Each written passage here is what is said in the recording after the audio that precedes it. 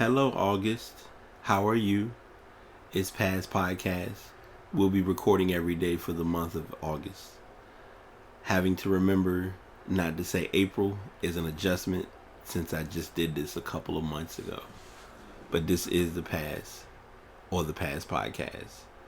And we're podcasting each day in August. So check out the show. You might find something new.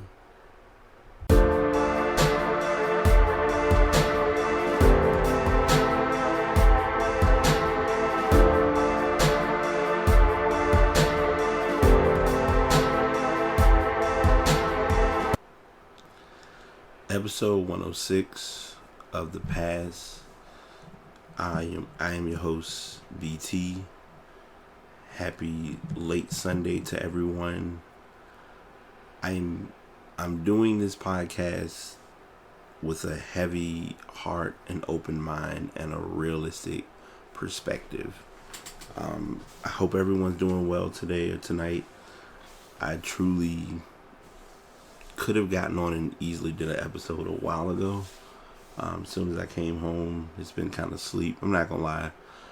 Me trying to get the sleep, the sanity, the idle time, and kind of getting everything to come together. You can't control life. I guess that's the best way to put it. Sometimes things just happen and it is what it is.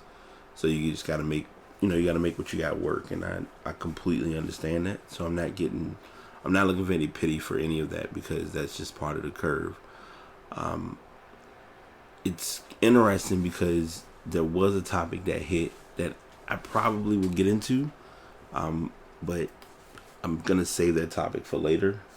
I need to make a mental note of it because it's very near and dear to me, especially with kind of what I've had to be a personal witness to the past couple of weeks. The past couple of days. Give me 1 second, y'all. I'm sorry. Because normally I'll usually be ready, and this time it's kind of like this just kind of hit, so I may as well just go ahead and set it aside and make it do what it does and let it be what it is. Alright. That is ready, and we'll leave that there, and I'll put that as one of my topics in my notebook. But not sure if anyone has or hasn't heard, or if you've been hiding under a rock, or if life just has been passing you by, or whatever the case may be. But Charlottesville, Virginia was the home to quite a bit of a huge situation going on. So I actually just got a story that was shared with me tonight, and then I have another story that I'm going to talk about because it's gotten closer to where I am. And I initially mentioned the location before, but I'll mention it now because it's no big deal. And I mean, it's just me being transparent and kind of not avoiding but acknowledging the obvious. The ground underneath the statue of Confederate General Robert Lee in Emancipation Park Saturday night was littered with evidence of President Donald Trump's cultivation of the far right. Protest signs with messages like "the Jewish media is going down," "the Goyim no," and "we support President Donald Trump." Only several hours earlier here, white supremacist demonstrators and counter-protesters had emerged in open combat for hours. The sounds of screams had mixed with the sounds of people coughing, their lungs full of mace, tear gas canisters and rocks full of water bottles and bags of feces flew through the air. Blood stained the sidewalk. A few blocks away at the intersection of 4th Street and Water Street Saturday night, police collected evidence where a 20-year-old white supremacist named James Alex Fields had plowed his car into marching counter-protesters, sending bodies flying. A 32-year-old paralegal named Heather Heyer was killed and at least 19 others were injured. Police removed metal barricades from the street as a helicopter circled overhead. Nearby bars, usually bustling on a Saturday night, were shuttered and empty. on the sidewalk, a lone, always anti-fascist poster dropped or discarded during the day's chaos stared up from the sidewalk. Alright, so I'm not going to read this full story. I'm going to go ahead and share this link in the show notes because it's very detailed as to what happened this weekend.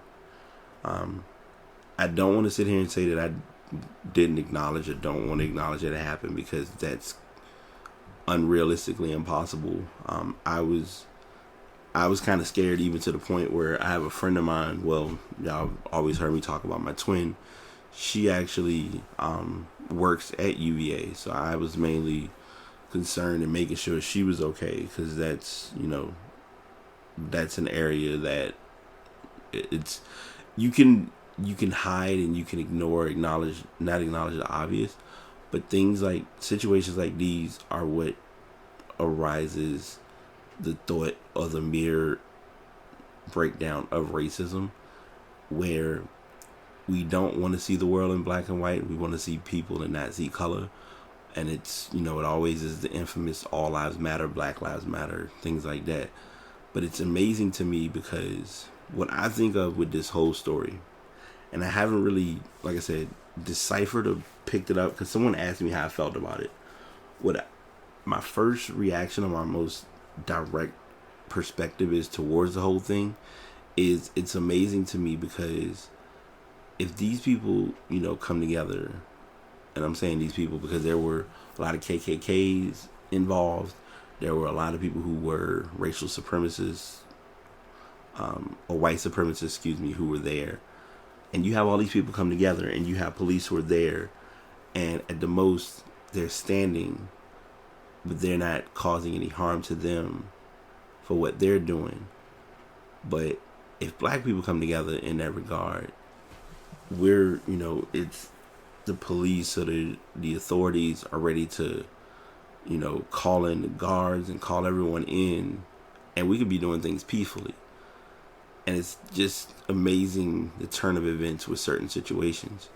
I'm not sure. I believe the incident happened during the day. Well, the incident happened during the day, and I'm not sure if this story broke from last night's because of what happened yesterday. Because Marshawn Lynch was another, in his first game back with the Raiders, he decided not to stand up for the national anthem.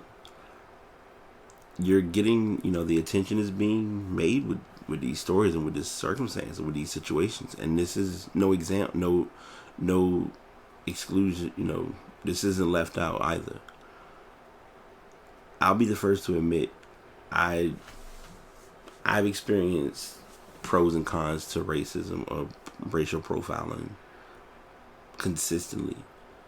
I also know that it's a challenge because it thankfully is never been instilled in me as far as black and white. You kind of learn, I kind of learned it and made my decisions based on it afterward. What's tough now is you have teens or kids who are in their 20s and 30s who go based on what they see, being done with individuals before them, and they look at it as, well, if it's okay with them doing it, if they've started that pattern or that trend, then we're gonna, continue what they're doing. And I'm sorry, I'm pulling up. I mentioned this, but I didn't go through with it. Now the story is, they have police officers who are here in my hometown. Because there wasn't a certainty as to what would start or what would happen. But protesters have actually are marching towards the statue on Monument Avenue, and it's turning into a big, huge hoopla here, and it's a lot. And I mean, things like this is what's tough about it right now. Like, it's almost 12 in the morning, so a lot of people aren't really thinking of it or seeing the magnitude of it as of right now. But in the morning, when it comes to people trying to get to work or folks trying to go places, it could possibly make its impact in that regard, and that tells a lot. And I know like I said, most times I usually come on, what's going on, y'all? We got a lot. Tonight is not. I don't have that approach towards this. This is definitely a serious moment, and the number one thing that I want to tell people, if you're not doing it as it is make it your best effort or your best goal to come together with those who are of like-mindedness. And that doesn't, when I said like-mindedness, it doesn't mean blacks need to come together with other blacks. People need to come together with other people and just think things through and really look at the big picture and really understand that something this small, something this big is having this massive of an impact. And then what makes it even tougher is, and no one's really factoring this into the equation, here we are with a president who kind of is nonchalantly not thinking about it. He doesn't have that much concern towards this because it's not affecting him. It ain't affecting what he's doing. He's just looking at it as long as I'm okay and not in the midst of it, then I'm good. When in reality, this is still, it's still part of the city. So I know I should have like a lot of information or a lot of thoughts towards this. Do I have any anger or hatred towards white people? No. Do I feel like this is being just horrendously done? Big time. I feel like there's the main factor, the main way of learning the process is by knowing the importance of coming together. And this is where it literally makes sense to realize when we come together, it scares people. And that's just kind of the best way I can put it. So my message to you all is just literally be careful and don't, like, any of the negative feelings you have towards someone or something, put it aside and just look at the big picture. Because if you don't, something of this magnitude could generate it to be too late. And that's just, I know that's like, it may sound as though I'm trying to give like the negative side of it, but that's not what it's about.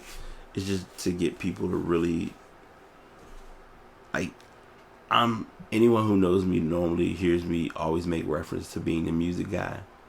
But literally, this is where we gotta wake up. Like, the world needs to wake up. And that's just what I really want to come out of this message, is to not think that this is going on and everything's okay and we're just gonna move on and it'll be fine. Having a situation or a circumstance come up to this extreme tells a lot. And it may not seem like a lot now, but it really is. So, like I said, that's what I'm gonna leave with you all tonight. I'm gonna, and as a side note, I'm gonna go ahead and share this in advance. I do apologize that podcasts have been a little delayed, time, etc. I've always been placing different excerpts in the intro ahead of the regular intro, so thank y'all for bearing with me with that. I'm truly trying to get a consistent flow. Can't control life, of course, but it is what it is.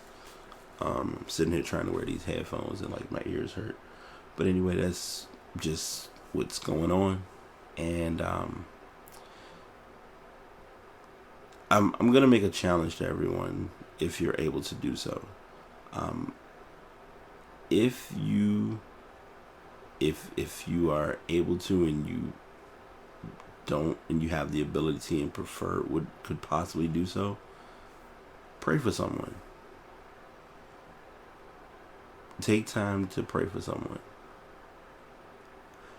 And don't look for anything from that prayer. Just do it because you wanted to pray for them. And that's my ending that I'm going to give tonight. Like I said, I'm not going to do anything over the top. All right, y'all, it's been a great I'm truly just going to say what I need to say and go from there. So until next podcast, BT signing out. Another episode complete.